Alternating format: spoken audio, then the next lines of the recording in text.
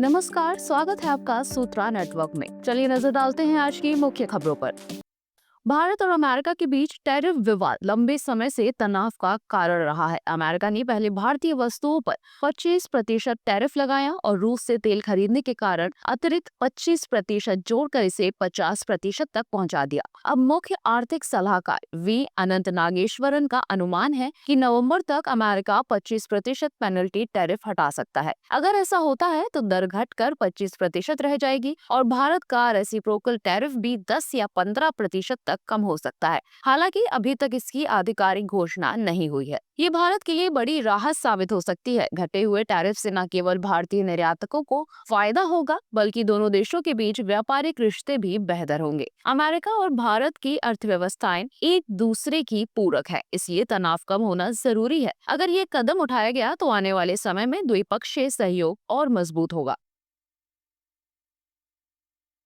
संयुक्त राष्ट्र सुरक्षा परिषद में गाजा युद्ध विराम और बंधकों की रिहाई पर लाए गए प्रस्ताव को 15 में से 14 देशों ने समर्थन दिया, लेकिन अमेरिका ने इसे वीटो कर दिया। अमेरिका का तर्क था कि प्रस्ताव में हमास की पर्याप्त निंदा नहीं की गई। इसके चलते अमेरिका और इजराइल फिर से वैश्विक मंच पर अलग थलग नजर आए। गाजा की स्थिति लगातार भयावह हो रही है। प्रस्ताव में भुखमरी और राहत सामग्री पर लगी पाबंदियों को हटाने की मांग की गई थी, मगर इसे मंजूरी नहीं मिली। इजराइल ने भी प्रस्ताव को बेकार बताते हुए सैन्य अभियान जारी रखने का ऐलान किया। ये कदम बेहद निराशाजनक है। जब गाजा के लोग भूख, बमबारी और विस्थापन झेल रहे हैं, तब अंतर्राष्ट्रीय राजनीति और शक्ति संतुलन के कारण शांति का रास्ता बार बार बंद हो रहा है। युद्ध विराम ही मानवीय संकट से बाहर निकलने का पहला कदम हो सकता है।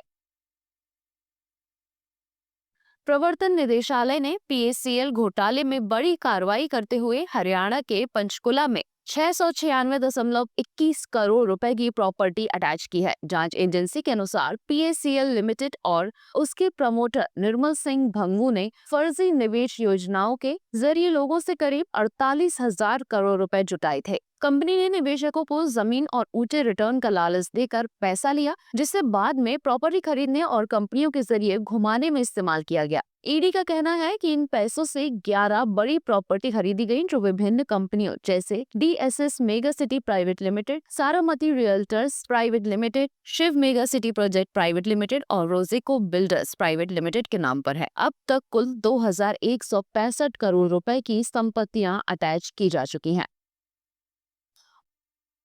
कांग्रेस नेता राहुल गांधी के मतदाता सूची में गड़बड़ी संबंधी आरोपों पर महाराष्ट्र के उप मुख्यमंत्री एकनाथ शिंदे ने कड़ा जवाब दिया है। उन्होंने कहा कि ये दावे पूरी तरह निराधार है। राहुल को चाहिए कि वे चुनाव आयोग में शपथ पत्र दाखिल करें। राहुल ने हाल ही में कर्नाटक की अलंद सीट और महाराष्ट्र की राजौरा सीट का हवाला देते हुए मतदाता सूची में हेरफेर का आरोप लगाया था। हालांकि चुनाव आयोग ने इन आरोपों को गलत बताया। शिंदे ने कहा कि कांग्रेस ने अलंद सीट पर जीत दर्ज की थी, इसलिए वहां वोट चोरी का आरोप हास्यास्पद है। उनके अनुसार मतदाता सूची से नाम हटाने की प्रक्रिया बेहद सख्त है, जिसे ना तो जल्दबाजी में और ना मनमर्जी से किया जा सकता है। शिंदे ने ये भी कहा कि राहुल गांधी जब जब चुनाव हारते हैं, तब तब वे ईवीएम, मतदाता सूची या चुनाव आयोग की निष्पक्षता पर सवाल उठाते हैं।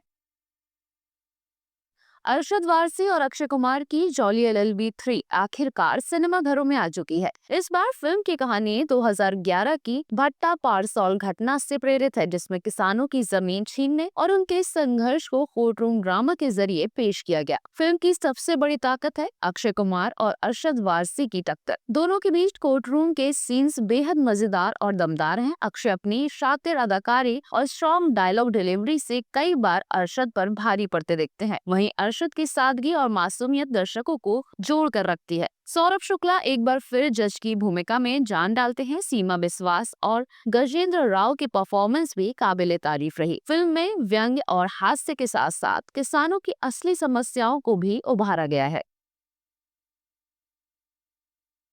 भारत पाकिस्तान मैच में हैंडशेक विवाद के बाद पाकिस्तान क्रिकेट बोर्ड लगातार नियम तोड़ने के आरोपों में घिरता जा रहा है। अब एशिया कप में यूएई के खिलाफ मैच से पहले नियमों के उल्लंघन पर आईसीसी ने पीसीबी को ईमेल भेजकर जवाब मांगा है। सूत्रों के मुताबिक आईसीसी सीईओ संजोग गुप्ता ने पत्र लिखकर पीसीबी को गलत आचरण और पीएमओए प्लेयर और मैच ऑफिशियल एरिया प्रोटोकॉल के बार बार उल्लंघन का दोषी ठहराया। दरअसल पाकिस्तान टीम ने मैच रेफरी एंडी पाइक्रॉफ्ट को हटाने की मांग ठुकराए जाने पर मैच में देरी की। इतना ही नहीं, मीडिया मैनेजर नईम गिलानी को टॉस से पहले की मीटिंग रिकॉर्ड करने की अनुमति भी दी गई, जो नियमों का सीधा उल्लंघन था। हैंडशेक विवाद में भी पाकिस्तान ने पाइक्रॉफ्ट पर ठीकरा फोड़ा, जबकि असल कारण भारत के आतंकवादी हमले के पीड़ितों के साथ एकजुटता दिखाना था। आईसीसी का ये कड़ा कदम जरूरी है। क्रिकेट एक वैश्विक खेल है और अगर कोई बोर्ड बार बार नियम तोड़कर दबाव की राजनीति करेगा तो उस पर सख्त कार्रवाई होनी ही चाहिए, वरना खेल भावना और टूर्नामेंट की गरिमा पर बुरा असर पड़ेगा। 3 दिन की लगातार तेजी के बाद घरेलू शेयर बाजार शुक्रवार को फिसल गया। सेंसेक्स शुरुआती कारोबार में 264 अंक टूटकर 82,749.60 और निफ्टी 65 अंक गिरकर 25,258.60 पर आ गया। विशेषज्ञों का मानना है कि वैश्विक बाजारों से मिले कमजोर संकेत और निवेशकों की सतर्क रणनीति इस गिरावट की वजह बनी। बैंकिंग और आईटी शेयरों में सबसे ज्यादा दबाव देखने को मिला, जबकि धातु और एफएमसीजी में भी कमजोरी रही। दूसरी ओर ऑटो और फार्मा सेक्टर के कुछ शेयरों ने मामूली सहारा दिया। सबसे बड़ी खबर अडानी समूह से आई। सेबी द्वारा हिंडनबर्ग मामले में क्लीन चिट मिलने के बाद समूह के शेयरों में जोरदार उछाल दर्ज हुआ। अडानी टोटल गैस 13% से ज्यादा, Adani power 8.8%, Adani green energy 5.4% और अडानी एंटरप्राइजेस 5.2% चढ़े। एप्पल ने आईफोन 17 सीरीज की सेल शुरू होने से ठीक पहले बड़ा बदलाव कर दिया है। मीडिया रिपोर्ट्स के मुताबिक अमेरिका और भारत में बिकने वाले आईफोन 17 प्रो मैक्स मॉडल्स में बैटरी कैपेसिटी अलग होगी। अमेरिका में उपलब्ध मॉडल में बड़ी बैटरी दी गई है, जो 30 घंटे तक वीडियो स्ट्रीमिंग और 33 घंटे का लोकल वीडियो प्लेबैक सपोर्ट करेगी। वहीं भारत में बिकने वाले वेरिएंट की बैटरी थोड़ी छोटी होगी और ये 28 घंटे का वीडियो स्ट्रीमिंग तथा 31 घंटे का लोकल वीडियो प्लेबैक दे पाएगी। अंतर का कारण ये माना जा रहा है कि अमेरिका के मॉडल केवल ई सिम सपोर्ट के साथ आते हैं, जबकि भारत में फिजिकल सिम स्लॉट भी मौजूद है, जिससे बैटरी के लिए थोड़ा कम स्पेस मिलता है।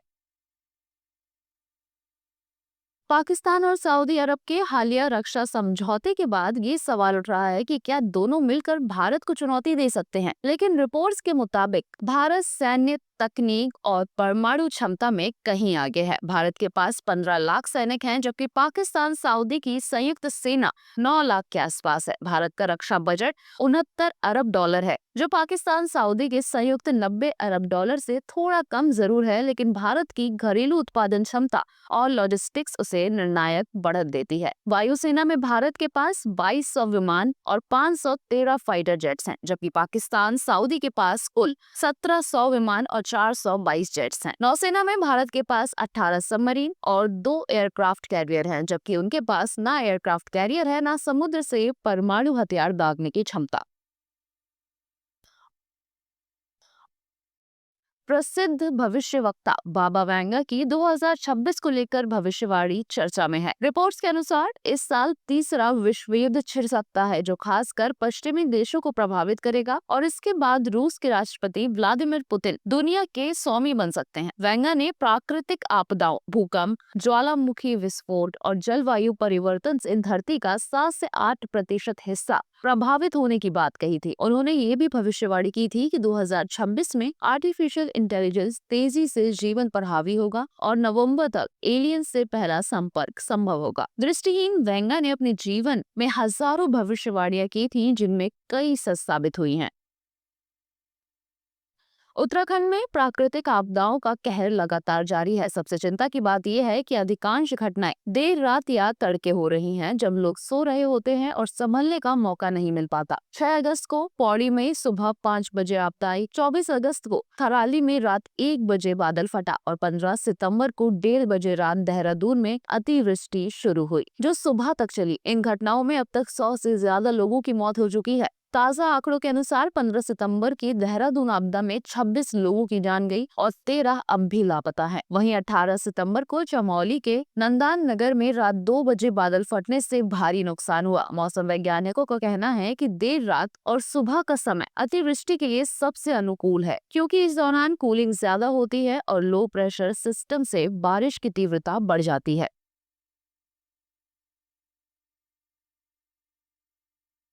अब समय है भारत के गौरवशाली अतीत की आज की कहानी का।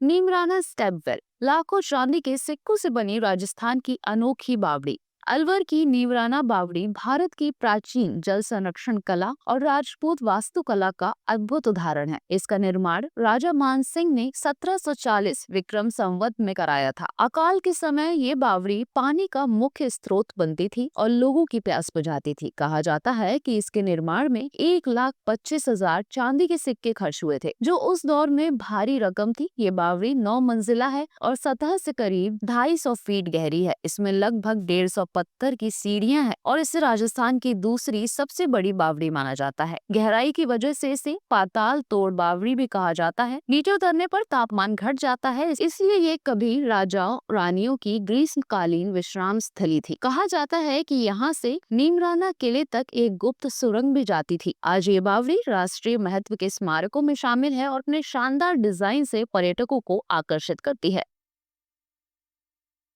ऐसी ही और भी तमाम खबरों को देखने के लिए सब्सक्राइब करें, बेल आइकन को प्रेस करें और विजिट करें हमारी वेबसाइट।